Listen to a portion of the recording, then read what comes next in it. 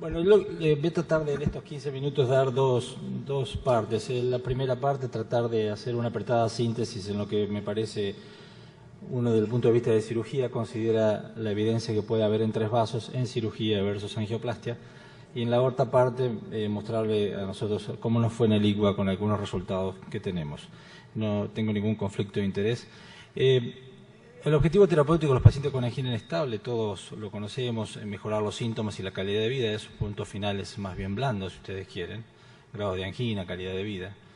Y el mejorar el pronóstico, obviamente, son puntos más finales, más duros, como evitar la muerte, el infarto, el miocardio y la reinternación.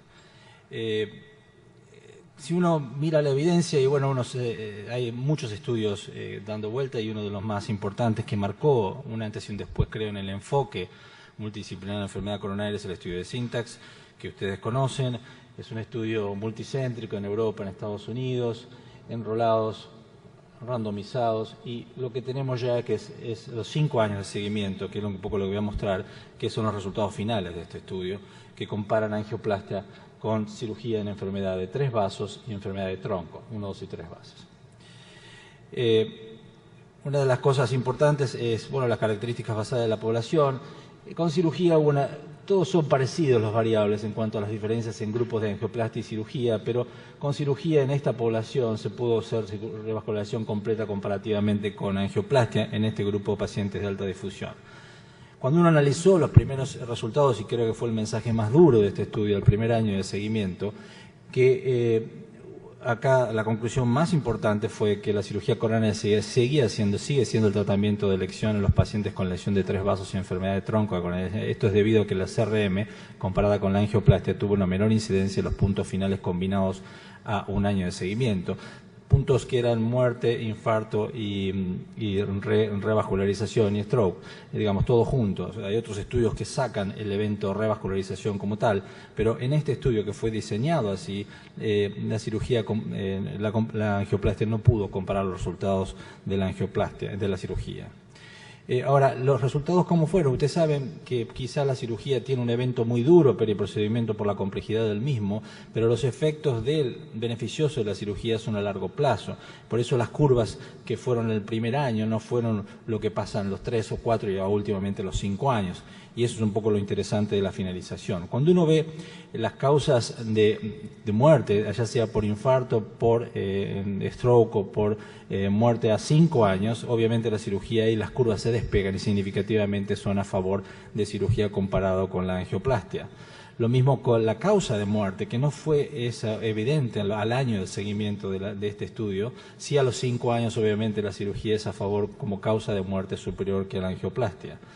Lo mismo a los 5 años, los pacientes seguidos a 5 años después de angioplastia comparados con cirugía tienen más incidencia de infarto, y eso también avala la disparidad de las curvas. Y obviamente la revascularización, que ya era un endpoint duro al año, estas curvas se fueron abriendo más, y a los 5 años esto no es tan importante porque forma parte de lo que es la angioplastia como tratamiento per se en pacientes complejos, pero indudablemente es un evento ya conocido. Pero los eventos más duros, en tanto la causa de muerte cardíaca o de infarto, que fueron a favor de la cirugía, se pusieron en evidencia más allá de los 2 o 3 años. La otra cosa importante de este estudio, que permitió diferenciar poblaciones de acuerdo a complejidad de la enfermedad coronaria. Y eso es una contribución muy importante. Es importante para angioplastia, es importante para nosotros los cirujanos. Saber que la anatomía coronaria tiene impacto perioperatorio y a largo plazo importante, así que la posibilidad de estratificar poblaciones de riesgo en base a la coronariografía es una contribución muy importante, y el SYNTAX score es un dato muy fuerte. Y bueno, ahí se graban de 0 a 22, ven que las curvas no se separan y la P no es diferente, así que los dos tratamientos son comparables a largo plazo. Obviamente cuando vamos a 23 o 32, riesgos intermedios de score, o cuando los scores son más altos, ahí las curvas son más separadas y la cirugía tiene prevalencia con respecto a la angioplastia. Pero no es un dato menor que los pacientes con score de 0 a 22 tienen la angioplastia una respuesta alternativa, que nosotros como los cirujanos era muy difícil asimilarlo, pero esto prueba que la angioplastia ha avanzado muchísimo y que nos permite tener una alternativa en pacientes con complejidades anatómicas bajas, tratamientos comparables en cuanto a resultados. Es un dato no menor. A fin de resumen del estudio y lo que da al SINTAX a 5 años, como lo ven en esta diapositiva, uno puede enunciar que a 5 años del grupo randomizado de angioplastia y cirugía, el 71% de los pacientes de ese grupo se favorecen con cirugía y un 22% tienen tratamientos comparables. La angioplastia con la cirugía son comparables en cuanto a resultados y queda el 7% de aquellos pacientes que fueron a registro de angioplastia. Enfermedad de 3 vasos es más o menos lo mismo. Este es el subset de pacientes con 3 vasos nada más a 4 años, donde las curvas son diferentes y lo mismo las causas de muerte, stroke y infarto a 4 años también favorables a cirugía. También en cuanto a 3 vasos esto ha sido así, cuanto más complejidad en los scores de cintas, más favorable a cirugía, y el score de abajo de 0 a 22, los dos métodos de tratamiento son comparables, es un dato no menor. En diabetes hay estudios multicéntricos muchos, metaanálisis como ven acá, donde la diabetes es mala cosa para angioplastia, también es para cirugía, pero a largo plazo obviamente la cirugía tiene un beneficio, y donde fue reafirmado fue en el Freedom Trial, que está publicado hace poco, este estudio donde mostró 1.900 pacientes, donde el instituto participó también, prácticamente todo el mundo, y comparaban randomización de pacientes con stent comparados con cirugía con o sin con bomba en pacientes con múltiples vasos diabéticos. Y el seguimiento de endpoint, como en este caso solamente muerte, infarto y stroke a 3 años de seguimiento, y no estaba acá la revascularización. El SINTA score de la población global de estos dos grupos, fíjese que está alrededor del 26 de score para la población total. Después las características más o menos son comparables y son poblaciones que es la que manejamos todos los días en la práctica diaria. Cuando uno mira lo mismo, vuelve a repetirse, y esto es en pacientes diabéticos, las curvas a largo plazo, ya a los 6 años, se disparan en cuanto a la incidencia de muerte, infarto, stroke a favor de cirugía, con respecto a angioplastia. Y otro dato también es importante, que las curvas en eventos ya separados, muerte, infarto y revascularización, siguen siendo a favor de cirugía, pero sigue apareciendo el stroke como un dato no menor en cirugía. Que eso se ve en el SINTAX, también se ve en el Freedom, y que llamativamente no es nuestra realidad. Bueno, obviamente en esto la CRM sigue siendo superior que la angioplastia con drogas en pacientes diabéticos en este estudio, y lo que avala que, como todos sabemos, la diabetes tiene una entidad y un genio muy particular como para que son pacientes más complejos y tienen impacto en la sobrevida, donde la cirugía se comportaría un poco más a favor. Otro dato llamativo del estudio de SINTA es que los pacientes con enfermedad de tronco, no hubo diferencias en todo lo que ustedes ven acá las curvas. Ninguna pedio diferente, ya sea para la incidencia de stroke, para todo causa de muerte, de infarto o todos los eventos combinados duros. Esto es un subset de 350 pacientes por grupo, sacados del grupo total de SINTAX. Y esto llamó mucho la atención, donde la angioplastia tendría un rol comparable a la cirugía. Esto es lo mismo, lesiones a 5 años de seguimiento para lesión de tronco subset, bajos score, la cirugía y la angioplastia en lesiones de tronco son comparables, gran sorpresa para los cirujanos. Cuando los scores son más complejos sigue estando la cirugía importante, pero esto obviamente motivó el análisis más en profundidad, y está el estudio Excel del cual el instituto forma parte, analizando esto, randomizando pacientes, 2.600 pacientes de tronco a nivel mundial, para tratar de buscar 1.300 pacientes en cada uno de los grupos, para ver si en pacientes con SINTAX score poco complejo de 0 a 22, la cirugía y la angioplastia son comparables para pacientes con enfermedad de tronco. Todavía están en la etapa de reclutar pacientes, así que los resultados estarán en 2 o 3 años. Otros relevamientos comparativos en angioplastia y cirugía en pacientes de alto riesgo fue el estudio ACER, que en realidad es un registro, pero que tiene muchísima información en cuanto al análisis de 180.000 pacientes del American College y el STS y el Medicare, que juntaron data y pudieron tener posibilidad de seguir a los pacientes a largo plazo, y vieron obviamente que en esto también la cirugía mostró mayor sobrevida a largo plazo que la angioplastia. Obviamente estos son registros y el sesgo de selección de un procedimiento con respecto a otro es difícil tomar una conclusión dura, pero no es randomizado, pero sí lo que da la posibilidad de tener un montón de pacientes que nos permiten sacar algunas conclusiones. Esto mostró Fernando hace un ratito, esto es todo un tema muy importante, puede tener implicancias en la toma de decisiones de cirugía o de procedimientos invasivos. Ya hay curvas que también mostró Fernando con respecto a lo que es revascularizar solamente con angio o con FFR y lo que significa en la sobrevida. Esto es muy seguro y ya de hecho hay estudios muy fuertes que impactan esto, que no es lo mismo 3 vasos con FFR o con angio, y eso puede tener implicancia en la práctica diaria de todos nosotros, lesiones dudosas, que se le haga FFR, que nosotros hoy las consideramos quirúrgicas con el avance de esta técnica, salgan de la intervención de este tipo de cosas. Ahora me giro un poquito a cómo estamos enfocando nosotros la enfermedad de 3 vasos en el instituto y por qué hemos hecho algunas cosas ya hace unos cuantos años. Ustedes saben que la cirugía coronaria, una de las cosas más limitantes, una de las tantas, es el puente venoso, porque bueno, se tapan, el 40% se tapan a X cantidad de tiempo. Entonces los cirujanos buscamos cómo evitar eso y tratar de que todos sabemos que la mamaria interna es un poco la vedette en cuanto al impacto positivo que tuvo, y quisimos extenderlo, ese efecto a la descendente anterior, a otros territorios, circunfleje, coronaria derecha, y empezamos a hacer puentes arteriales múltiples. Este esquema muestra la cantidad de conductos arteriales que uno puede considerar para hacer la revascularización y olvidarse de las venas, que a veces no es tan fácil. Y avalamos también con bibliografía que nos dicen que usar cuanto más arterias es mejor, y ese tiene impacto en la sobrevida. Esto es un trabajo muy clásico de Bruce Lytle de Cleveland Clinic, ya publicado hace bastante tiempo, y los pacientes que tenían doble mamaria tenían más sobrevida que aquellos que se usaban una sola mamaria, y el impacto en cuanto a la necesidad de reoperación con doble mamaria, la reoperación era menor que cuando se usaba una sola mamaria. Esto fue data muy dura, no solo para nosotros, para todo el mundo, para todos los cirujanos, y empezamos a tratar de hacer cosas, de buscar todas las opciones de no usar venas y usar opciones de arteriales puras.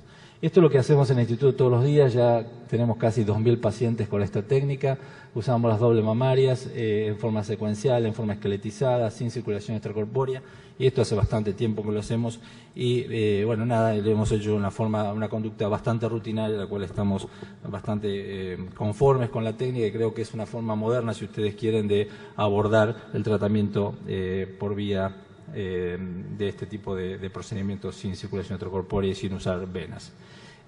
Muestro algunos resultados de nuestra estadística para compartir con ustedes, y después seguramente habrá algunas preguntas. Nosotros tenemos una base de datos que la empezamos en el 97, ya tenemos 7.873 pacientes en la base de datos hasta el día de hoy. Todas estas personas trabajamos hace mucho tiempo, casi 15 años trabajando, trabajan la gente de anestesia en el preoperatorio incorporando datos, data entry en el operatorio, todo el staff de cirugía, el postoperatorio, toda la gente recuperadora va metiendo datos, los residentes de cardiología. Tenemos análisis estadístico Jorge Thierer, que estaba con nosotros, ahora no está, pero está y no está, y seguramente la gente de investigación del instituto va a tomar posta en esto. El seguimiento clínico, tenemos una persona asignada que los molesta a los pacientes una vez por año, y tenemos analista de sistema. Toda esta gente está trabajando y es el producto de lo que les voy a mostrar. Busqué para esta charla una población similar al estudio ACERT y junté 3.224 pacientes operados entre el 2000 y el 2011, con indicación de CRM electiva y de urgencia, similar, con un seguimiento a 10 años, y pudimos tener un seguimiento del 92%.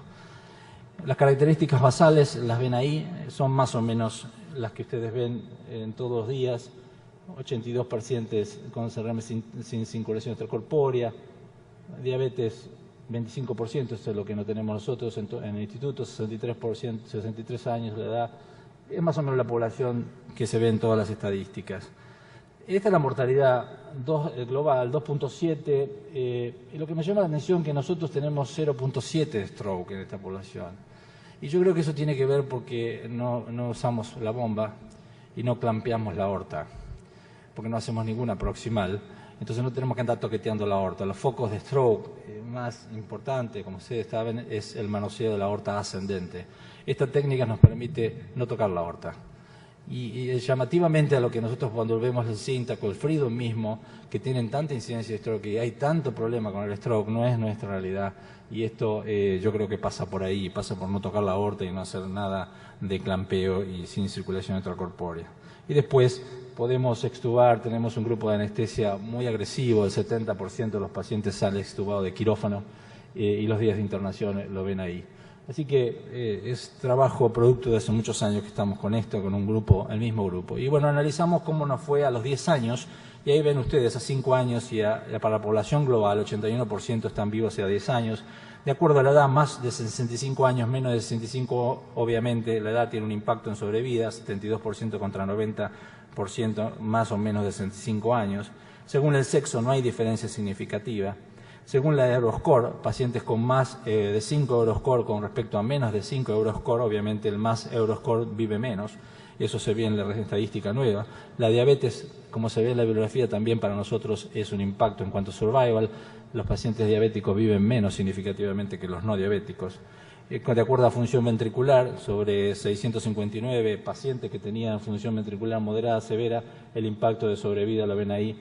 Significativamente los pacientes con ventrículos severos nos dio que vivían menos. Patología renal previa, 113 pacientes tenían enfermedad renal previa. A pesar de un N bajo, fíjense que el impacto es muy fuerte. Los pacientes que tienen enfermedad renal previa no viven, a pesar de que la cirugía de bien tienen una sobrevida alejada a 10 años muy baja. Según la prioridad, si es electivo de urgencia, no tiene impacto en sobrevida. Si tiene ATC previa, no es una cosa de sobrevida, ya lo habíamos visto, pero esto confirma. A 10 años el paciente que tiene 2 o 3 angioplastias previas y va a cirugía, a 10 años no tiene impacto en sobrevida. Con respecto a la reinternación y reintervención, es otro dato que mostramos y buscamos. La posibilidad de estar libre de reinternación y reintervención es del 75% a 10 años en el grupo. Según la edad, no hay diferencias significativas a más o menos de 65 años de edad. Según el sexo, las mujeres tienen mayor reintervención que los hombres. La enfermedad de la mujer es más agresiva cuando necesita cirugía y tienen más necesidad de reintervención a 10 años que los hombres. Con respecto al Euroscore también, los pacientes con más complejidad que van a cirugía se reintervienen o se reinternan en el posoperatorio y en el seguimiento más que los que tienen bajo. Con respecto a reinternación y reintervención, el diabético no tiene diferencia que el no diabético. Y eso está a favor de la cirugía. Yo creo que el tratamiento del diabético con buena revascularización, con puentes arteriales, se defiende un poco mejor y no tiene tanto impacto, por lo menos no nos dio en este seguimiento a 10 años. Y con respecto a reintervención y reinternación, con respecto a mala función ventricular, tampoco da impacto, tampoco a la enfermedad renal previa. La reintervención, de acuerdo a prioridad, bueno, los pacientes que se internan con urgencias o electivos tienen diferencia. Los pacientes que van a quirófano con urgencia o emergencia tienen más intensidad de reinternación y reintervención a 10 años que los pacientes que vienen caminando la cirugía. No es un dato menor. Y acá sí, obviamente, cuando el paciente tiene angioplastia previa, en el seguimiento de cirugía, la cirugía no evita que se reintervenga o se reinterne después. Estas son las guías que están, hay muchas guías con respecto a esto, de acuerdo al Syntax. Hay una que no se sabe bien con respecto a la lesión de tronco, yo creo que el estudio Excel va a dar data sobre eso. A modo de resumen, yo diría que la complejidad de la extensión de la enfermedad coronaria, a mayor complejidad, mayor eficacia, y el resultado es más duradero que la angioplastia. Hay una mejora sustancial de los resultados a largo plazo en la angioplastia, en el manejo de la enfermedad coronaria de baja complejidad, que esto deberá ser confirmado con estudios diseñados. Y algunas consideraciones sobre preguntarse cuando el paciente tiene enfermedad de 3 vasos, si puede el paciente tomar terapéutica antiplaquetaria por un tiempo prolongado. Es técnicamente factible realizar revascularización en todos lados. El paciente es diabético, insulino dependiente, es el paciente de alto riesgo quirúrgico. Los resultados quirúrgicos del centro permiten una correcta indicación de la cirugía coronaria. Es importante poner énfasis en el deseo del paciente. Bueno, son todos cuestionamientos que seguramente cada uno de nosotros nos hacemos a diario cuando estamos manejando este complejo grupo de pacientes. Obviamente que esto es un mensaje para los cirujanos. Nosotros, para gozar el beneficio, entre comillas, que da la cirugía en el seguimiento alejado, tenemos que tener 2 procedimientos totalmente distintos. Si nosotros no podemos tener esto, hacer esto, comparado con esto, con bajo riesgo y baja morbilidad, no es un argumento indicar esto por el riesgo, por el beneficio futuro. Tenemos que hacer énfasis que este procedimiento sea lo más simple posible y de bajo procedimiento y bajo riesgo. Y con respecto a lo que es el enfoque, un poco lo traté de decir al principio del instituto, no es entre nosotros los grupos actuantes, no es hora de pelearse, sino es tratar de trabajar en el Heart Team, de manera que el único beneficiado va a ser el paciente. Muchas gracias.